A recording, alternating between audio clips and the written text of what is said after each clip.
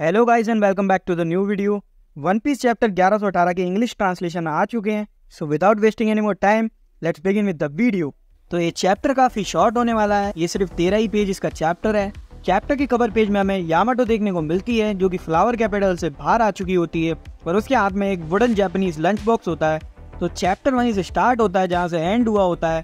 Previous chapter में हमने देखा था कि जायंट रोबोट सी के अंदर डूबने वाला होता है और इस चैप्टर की स्टार्टिंग भी वहीं से होती है।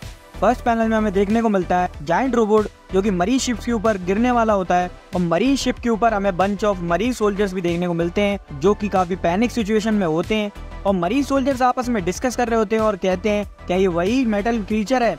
मरीन सोल्जर्स एक दूसरे से कहते हैं कि जल्दी से शिप से कूदो नहीं तो ये हमारी शिप को डुबा देगा। अगले पैनल में हम देखते हैं जिस मरीन शिप के ऊपर जायंट रोबोट गिरने वाला होता है वो उसके ऊपर गिर जाता है, वो मरीन शिप डूब जाती है और साथ ही साथ जायंट रोबोट भी डूबने वाला होता है। आगे हम देखते हैं कि जायंट रोबोट पानी में गिर गया होता है और उसके लास्ट वर्ड होते हैं where are you Joy Boy. आगे हमें स्पेशल ट्रांसपॉन्डर स्नेल देखने को मिलता है जिसमें वेगापंक के मैसेज की कुछ लास्ट की लाइंस होती हैं। वेगापंक बस इतना ही बोल पाता है एंड देयर नेम वाज और इसके बाद ये कट हो जाता है। अगले पैनल में हम देखते हैं कि Asian giant robot of completely under the sea है और वो बोलता है Joy Boy where are you. Ancient giant robot basically बोल रहा होता है कि अभी तो तुम यहाँ पर थे। आगे हम देखते हैं कि एंशिएंट जायंट रोबोट बोलता है कि वो चाहता था कि हम दोनों के पाथ्स मिलें और वो डूबते डूबते लास्ट में बोलता है you are here right Joy Boy. Ancient giant robot को डूबते हुए देखकर ऐसा लगता है कि हमारे करंट जॉय बॉय लूफी से मिलना चाहता होता है मगर बेचारे की किस्मत इतनी खराब होती है कि मिलने से पहले ही बेचारे को वर्करी डुबा देता है। आगे के पैनल में हम देखते हैं कुछ मरीन शिप्स को जो ओवर द सी ट्रैवल कर रही होती और उनके सामने अचानक से एक जायंट बोर अपीयर हो जाता है जिसको देख के सबकी फट जाती है। वर्करी की फुल फॉर्म को देखकर बेचारे मरीन सी कंफ्यूज हो जाते हैं। वो कहते हैं आखिर ये है क्या, ये एक जायंट है या फिर एक बोर है या फिर एक मेमथ है। मरीज बेचारे ये बोल रहे होते हैं कि इस आइलैंड के साथ आखिर दिक्कत क्या है, इधर क्या क्या होना बाकी है। आगे के पैनल में हमें लोगों के रिएक्शंस देखने को मिलते हैं जो कि वेगापंक के मैसेज के कट होने के बाद ये कह रहे होते हैं कि आखिर हुआ क्या, मैसेज एकदम से बंद कैसे हो गया। वेगापंक का मैसेज मिड सेंटेंस में ही बंद हो जाता है। आगे हमें दो लोगों की कन्वर्सेशन देखने को मिलती है। दोनों आपस में बात कर रहे होते हैं कि क्या रीजन रहा हो कि ब्रॉडकास्ट बीच में ही रुक गया और उन दोनों में से दूसरा पर्सन ये बोलता है कि क्या कारण रहा हो कि वेगापंक जैसे जीनियस को मार दिया गया है। आगे नेक्स्ट पैनल में हमें एलाबास्टा किंगडम के लोगों का रिएक्शन देखने को मिलता है। एलाबास्टा किंगडम में हमें कोजा और टोटो भी देखने को मिलते हैं विद अदर सिटीजन। एलाबास्टा किंगडम के लोग आपस में बात कर रहे होते हैं और उनमें से एक बोलता है ये मत कहना कि अब वेगापंक को किसी ने मार दिया। और आगे हम देखते हैं कि दूसरा पर्सन बोलता है वेगापंक ने खुद बोला था कि उसकी स्किल्स की वजह से ही उसे ये सब झेलना पड़ रहा है। और टोटो वहाँ पर बोलता है कि वर्ल्ड गवर्नमेंट इतनी इजीली तो वेगापंक को इरेज नहीं कर देगी क्योंकि obviously Vegapunk one of the genius person of the One Piece world कहलाता है। एलाबास्टा की सिटीजन में से कुछ लोग ये बोलते हैं कि वेगापंक की मरने के पीछे लूफी का हाथ है क्योंकि लूफी ने ही उसे हॉस्टेज बना के रखा हुआ था। और एलाबास्टा की सिटीजन में से एक बंदा रिप्लाई भी करता है सही बात है, ये उन बास्टर्डली पायरेट्स का ही काम है। आगे हमें विस्की पीक का सीन देखने को मिलता है जहाँ पर mister nine and miss Sunday अपने बेटे के साथ होती है और वहाँ पर और भी सिटीजन होते हैं। विस्की पीक के लोग बोलते हैं कि ये मैटर नहीं करता कि किस तरीके की क्राइम्स वेगापंक ने किए हैं लेकिन नो डाउट वर्ल्ड का नंबर 1 जीनियस साइंटिस्ट है। आगे के पैनल में हमें ड्रेसरोसा देखने को मिलता है जहाँ पर लियो और रेबेका एक दूसरे से लूफी के बारे में बात कर रहे होते हैं। लियो शायद से यहाँ पर एग हेड को लूफी लैंड बोल रहा है।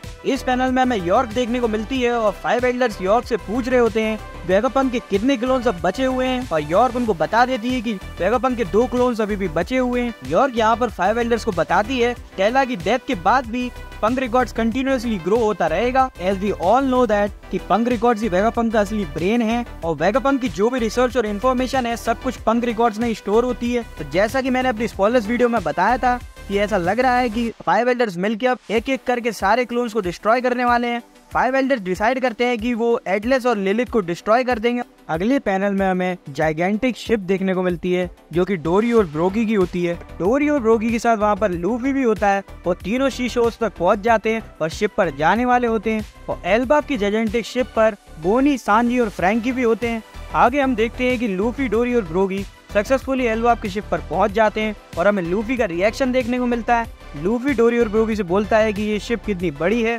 इतने में डोरी उसको बताता है कि ऊसोप और चॉपर अभी तक शिप पर नहीं आए। आगे हम देखते हैं मरीन्स को जो कि बोल रहे होते हैं कि जायंट्स में भी बहुत टफ हो सकते हैं लेकिन हम उन्हें किसी भी कीमत पे यहाँ से जाने नहीं दे सकते।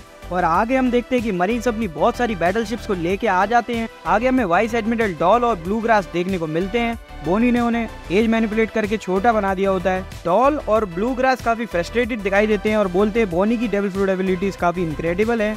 अगले पैनल में हमें बोनी देखने को मिलती है जिसके हाथ में गन होती है। बोनी मरीज से बोलती है अगर मैं यहाँ से चले जाऊँ तो कोई बहुत बड़ा इशू तो नहीं होगा मरीज। आगे हम ओइमो और काशी को देखते हैं जो कि लूफी से मिलते हैं और लूफी उनको ग्रीट भी करता है। काशी काफी बीटन अप लग रहा होता है after vice admiral dolls attack, जैसा कि हमने लास्ट चैप्टर में देखा था। आगे हम सांजी को देखते हैं जो कि नॉमी को कांटेक्ट करने की कोशिश कर रहा होता है और उससे बोलता है कि हम सक्सेसफुली सेल कर चुके हैं। इस चैप्टर में हमें जोरो और नज़जुरो के बारे में कुछ भी नहीं बताया जाता। अब जोरो और नज़जुरो के बीच में क्या हो रहा है ये इसके लिए तो हमें नेक्स्ट चैप्टर का वेट करना पड़ेगा। आगे हम देखते हैं कि something is coming from the sky. Next panel में हम मार्स को देखते हैं जो कि स्काई से एल्बाब की शिप की ओर बढ़ रहा होता है। सांजी मार्स को देख लेता है और बोलता है एक और एल्डर हमारे पीछे लग चुका है। नेक्स्ट पैनल में हम देखते हैं लूफी को जो कि जायंट्स की शिप की किचन में होता है। लूफी बिना टाइम वेस्ट किए जितना भी खाना होता है सबको एकदम से खाने लगता है।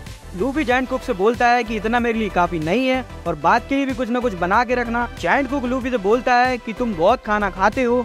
अगले पैनल में हम देखते हैं कि मार्स स्काई से लेजर बीम अटैक करता है और 3 जायंट्स अपनी स्वॉर्ड को उठाकर उसके अटैक को ब्लॉक करते हैं, लेकिन कुछ part of the beam ship पर लग जाती है। नेक्स्ट पैनल में हम देखते हैं कि जायंट शिप में फायर लग चुकी होती है और जायंट्स फायर को बाहर निकालने की भी काफी कोशिश करते हैं। जायंट्स कहते हैं कि हम सेल्स को फायर नहीं लगने दे सकते क्योंकि इनके बिना हम सेल नहीं कर सकते। अगले पैनल में हम मरीज को देखते हैं और मरीज बोलते हैं क्या ये एक बर्ड मॉन्स्टर है। नेक्स्ट पैनल में हम डोरी और ब्रोगी को देखते हैं जो कि एक दूसरे से बात कर रहे होते हैं। डोरी ब्रोगी से बोलता है कि हम इन मॉन्स्टर्स को इग्नोर नहीं कर सकते। ब्रोगी बोलता है कि अगर ये मॉन्स्टर उड़ सकते हैं तो हमें वर्ल्ड के एंड तक फॉलो कर सकते हैं।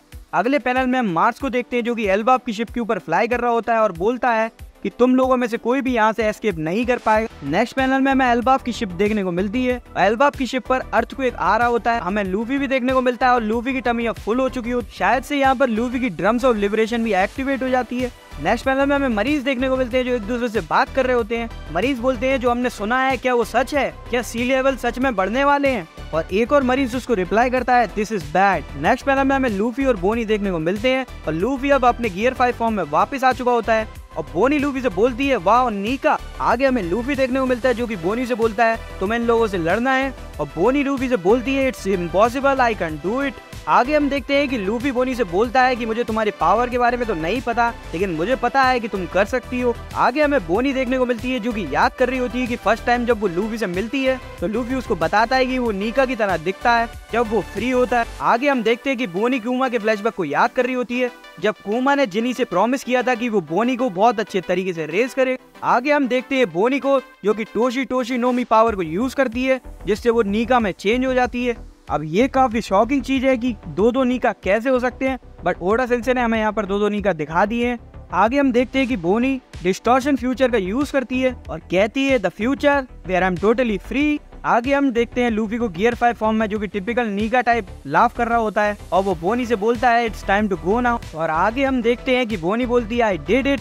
आगे हम बोनी को जायंट फॉर्म में देखते हैं जो कि नीका होती है और बोनी वही सेम पोस्ट करती है जो कि लूफी ने वन पीस के वॉल्यूम 106 के कवर में किया था। अलोंग विद बोनी हम लूफी को देखते हैं जो कि गियर 5 फॉर्म में बोनी का सीमा पर जैसे हमने पहली बार देखा था उसी तरीके से हंस रहा होता है। बोनी एग्जैक्टली लूफी की तरह सेम लग रही होती है और उसके नेक के अराउंड भी व्हाइट क्लाउड्स हमें देखने को मिलते हैं। उसके हेयर भी कर्ली हो जाते हैं तो उसके सारे क्लोथ्स व्हाइट कलर में टर्न हो जाते हैं। मरीन्स और जायंट सरप्राइज हो जाते हैं दो नीका को देख। हमारे जायंट्स लूफी और बोनी को देख के बोलते हैं वो दो नीका। लूफी और बोनी दोनों ही अपने जायंट फॉर्म में होते हैं तो उन मरीन्स उनको देखकर बोलते हैं आर दोज व्हाइट जायंट्स। आगे हम देखते हैं वर्क्यूरी और जुपिटर को जो कि प्रेजेंस को सेंस करते हैं जो कि काफी वियर्ड होती है। वर्क्यूरी और जुपिटर एल्बाब की शिप के ऊपर जा रहे होते हैं। बोनी और लूफी भी रेडी होते हैं मार्स को फेस करने के लिए। चैप्टर के एंड में हमें जायंट रोबोट अंडर द सी देखने को मिलता है जो कि फिर से एक्टिवेट हो जाता है। जायंट रोबोट बोलता है he is here. Giant robot यहाँ पर नीका के बारे में बता रहा होता है। So guys chapter ends here. Next week कोई ब्रेक नहीं होने वाला है। अगर आपको वीडियो अच्छी लगी हो तो लाइक शेयर एंड सब्सक्राइब कर देना। Thanks for watching.